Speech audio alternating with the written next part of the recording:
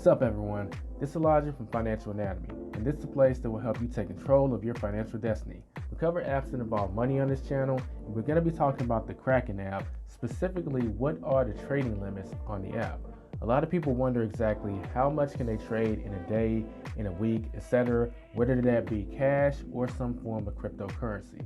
So we're going to start off by opening the Kraken app up, and once we're here, you want to click on the account button at the bottom right hand corner. Once here, click on Features and Limits. On this screen, you can see exactly what the limits are, going from the buying limits to deposit limits to withdrawal limits.